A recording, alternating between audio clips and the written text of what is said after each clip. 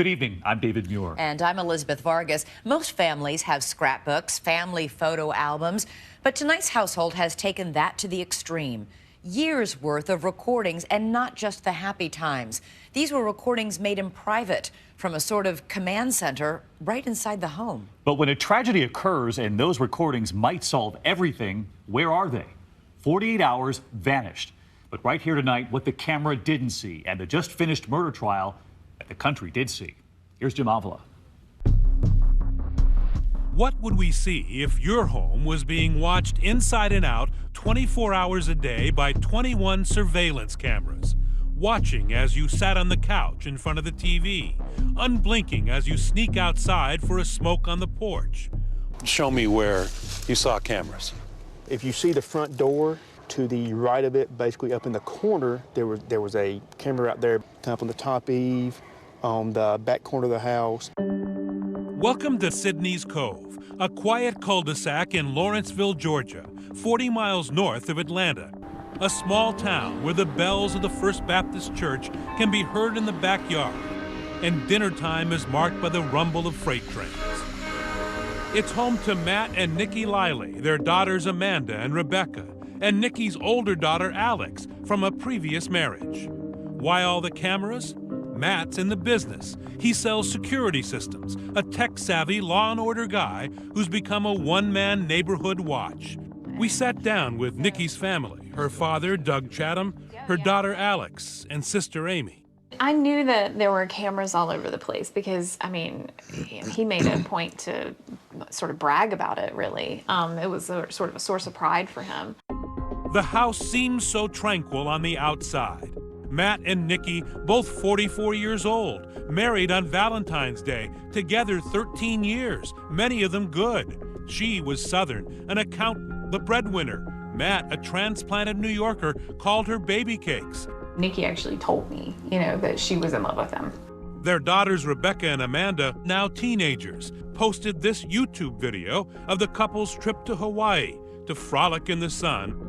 My mom surprised my dad while they were down there and renewed their vows. She's happy. They were in love. That does seem like something people who are in love and still care for each other do. Right.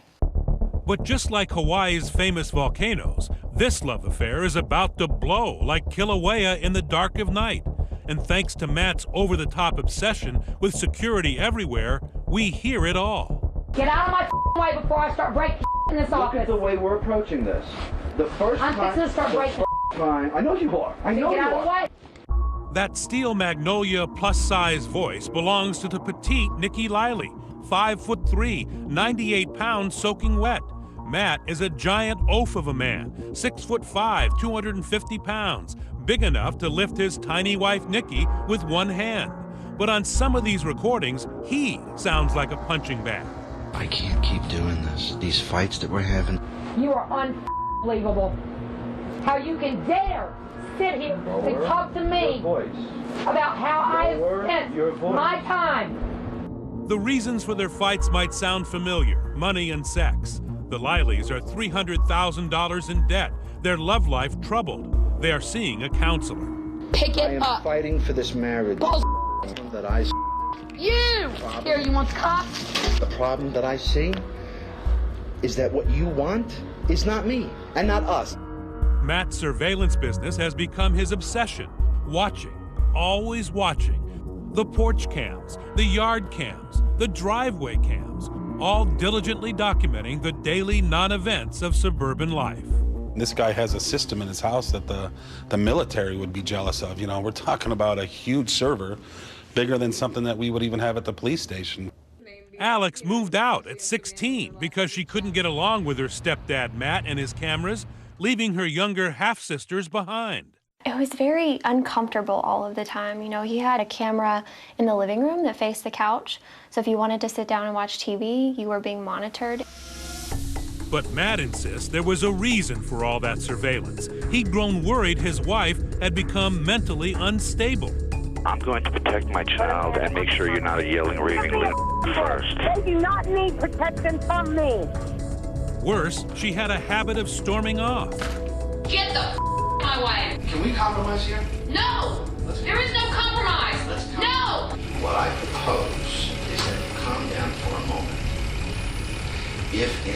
your head. If you want to leave, I'm not going to stop you. Good.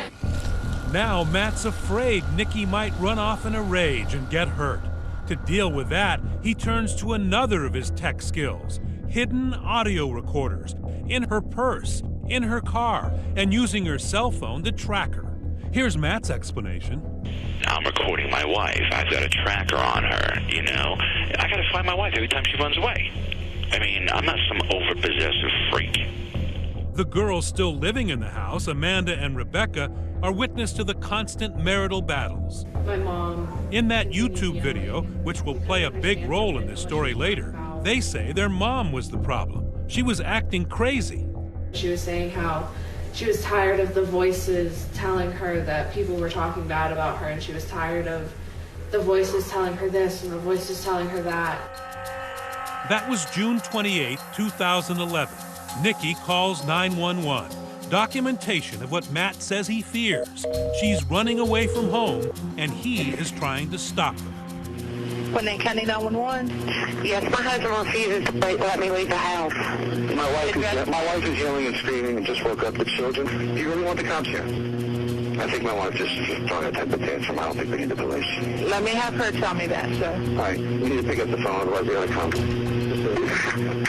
You don't need to come. I'll stay in my house all day. I already have them dispatched that way. All right, thank you, ma'am. You're welcome. The cops come by to make sure things are under control. But Nique doesn't even look at the officers. That's her bag, packed and ready by her side. Later that day, she takes it and leaves. And within hours, Matt has her then 12-year-old daughter, Amanda, call and beg her not to stay away. It's heartbreaking. Hey, Mommy. Hey, baby, how are you? Good. Mommy, we need to go on vacation. All of us as a family. We need to save this family. The family doesn't go on vacation. Nique comes home. They stay at Sydney's Cove behind closed doors with all those cameras rolling. Things seem to be getting back to normal. The family saved for 2 weeks. Until a July night, that small figure on the screen is Nique.